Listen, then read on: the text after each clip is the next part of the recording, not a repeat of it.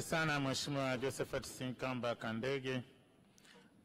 Namuita sasa Mheshimiwa Priscus Jacob Tarimo, Mheshimiwa Jonas William Bunda na Mheshimiwa Zakaria Paul Isai wajiandae. Nakushukuru sana Mheshimiwa Mwenyekiti kwa nafasi hii ya kuchangia katika bajeti hii ya Wizara ya Katiba na Sheria. Na mimi nianze kwa kwanza kumpongeza Mheshimiwa Waziri, Naibu Waziri, Katibu Mkuu pamoja na timu nzima. Samani Mheshimiwa mchangiaji, sekunde chache tafadhali.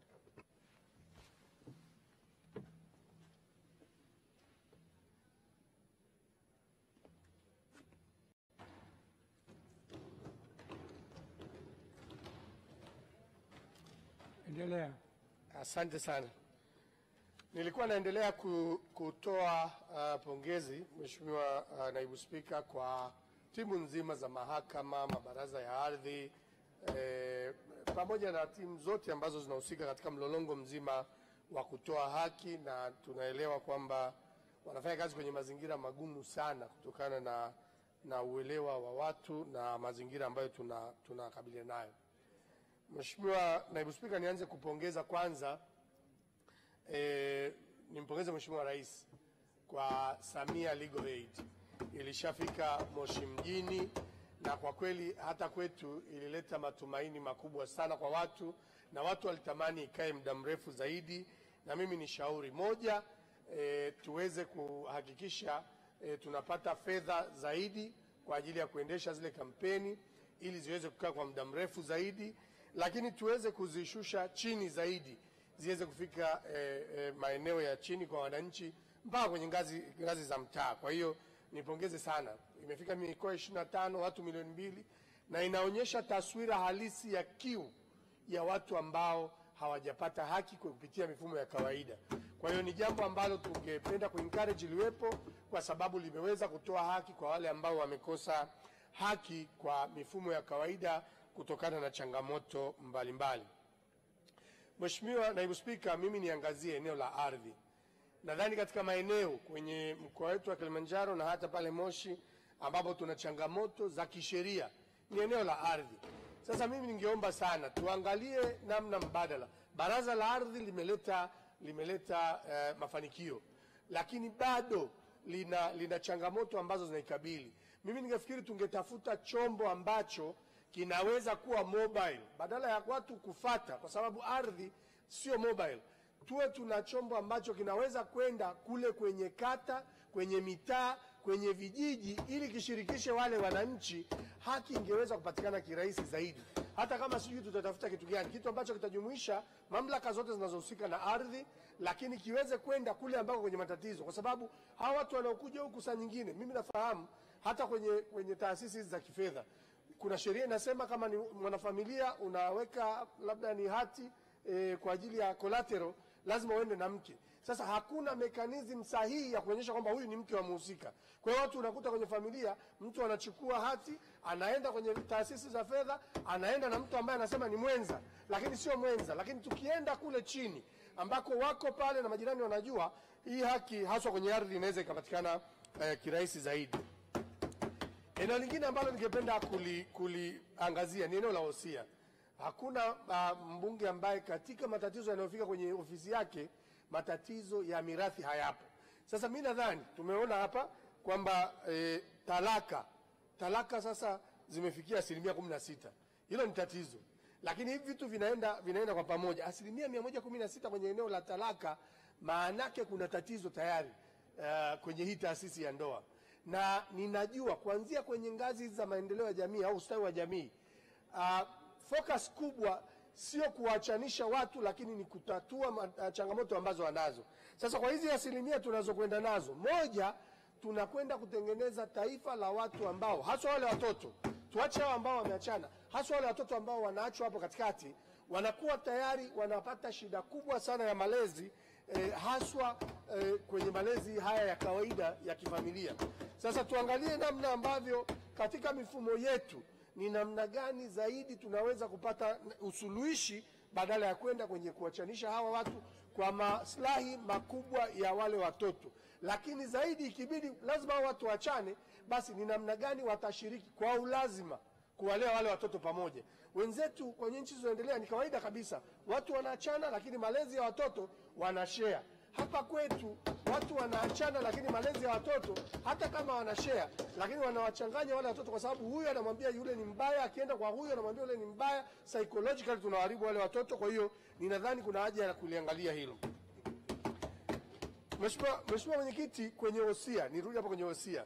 Watu wengi haswa kwenye jamii zetu wanaogopa kuandika wosia kwa sababu wanaona mara moja tu kwamba nikianza kuandika wosia ninajiandaa kufa, au ili niandike wosia mpaka niwe nimezeeka.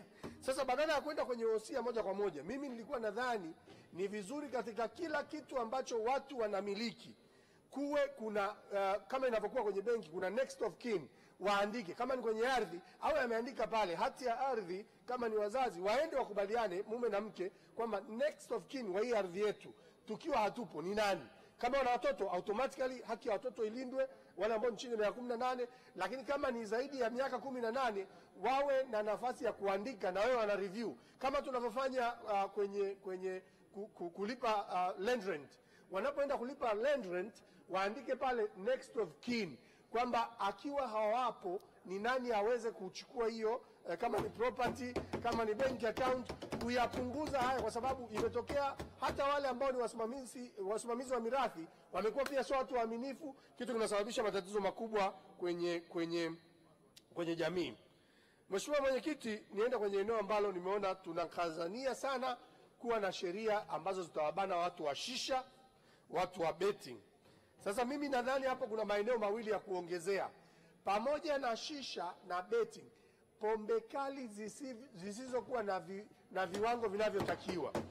Ni vizuri hii trend ya shisha, actually shisha inaenda kwa watu wenye uwezo kidogo, wakishua ambao ni wachache, lakini hizi pombe kali ambazo hazina viwango zinakwenda kwa wale watu wa chini kabisa ambao ni wengi. Kwa hiyo hizi sheria zi upgrade hiyo shisha, betting, lakini pombe kali zisizokuwa na viwango nayo tuangalie.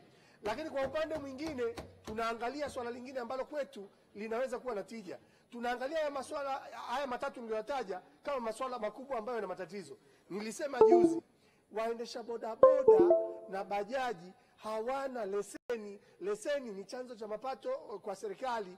Wao hawaqualify kwa sababu leseni ya kawaida ya daraja la chini, nilisema tena, ni shilingi 300 karibu na 40 kupata, kwa sababu unaanza driving schools nini, lakini wako barabarani hawana. Kwa nini tusipitishe sheria ambayo wale ambao tayari wako barabarani wana pikipiki na bajaji hawana leseni, tutoe fee ndogo kama ni 50,000, wafanyiwe test tu na polisi, anajua sheria za barabarani, anajua kuendesha, apewe leseni, badala ya kusema kwamba lazima tuende driving school, tuende huku na wanakufa bila kuwa na hizi driving license. Kwa hiyo nataka kusema kwamba kila sheria duniani ina exception. Sasa hatuwezi kuacha watu wanaendesha pikipiki, bajaji wanakufa kwenye ajali, hawezi kupata insurance hata ile ya third party kwa sababu hana leseni, alafu hiyo leseni chanzo cha mapato, alafu sisi hatuoni kwamba hilo ni tatizo. Kwa hiyo ningeomba sana tuliangalie kama jambo ambalo tunaweza kulifanya kwa haraka. Mheshimiwa Mwenyekiti, yapo mabadiliko ya sheria ambayo yanapigiwa kelele, na mimi nafikiri ni vizuri na sisi tusimame na sisi tuliangalia hili kwa upana. Kwa nini kikundi cha watu kinaweza kikasema hili ni tatizo wakati wanajamii wenyewe hawajaona kwamba ni tatizo? Wewe unasimama unasema bwana, sisi tunataka katiba mpya. Kabla hujaipata hiyo katiba mpya unasema tunataka reform za election. Kabla hujaipata unaleta kitu kingine. Basis yao ni nini? Ili mtu, ni vizuri tuwe na sheria ambazo ili mtu alete hoja aibebe kama hoja ya kitaifa, lazima iwe imesimamiwa na idadi ya watu kwenye kila kata, kwenye kila mkoa, kwenye kila wilaya. Wakishafika watu fulani ndio inakuwa national agenda. Kwa sababu mtu anabeba agenda yake. Anasema bwana, sisi tatizo letu sasa ni katiba mpya. Sisi tatizo letu sasa hivi sijui ni sheria za uchaguzi. Ni nani anamtuma ili iwe national agenda? Iweze kupigiwa kelele, ipigiwe nini? Ni lazima kuwe na idadi ya watu katika kila kata, mtaa na wilaya wanao demand. Hatuwezi kuwa tuna watu ambao kwa sababu kuna social media watakuja waseme sasa hivi tatizo ni hili, watarudi kesho waseme tatizo ni hili, alafu walete agenda ambazo zinaichanganya nchi yetu. Kwa hiyo nilikuwa naomba sana tutafute namna ya kuweka sheria ambayo italazimisha kuwe na idadi ya watu ambao watasema hichi kitu ndio kiwe ni national agenda. Mheshimiwa Mwenyekiti, kuna uhalifu wa mitandao. Sina uhakika kama sheria zetu zina uwezo kiasi gani kupambana na uhalifu wa mitandao.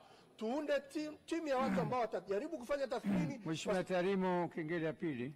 Asante Mheshimiwa Naibu Spika, naunga mkono hoja. Mheshimiwa Mbunda, jiandaa. Mheshimiwa Isaya, jiandaa. Mheshimiwa Midimu.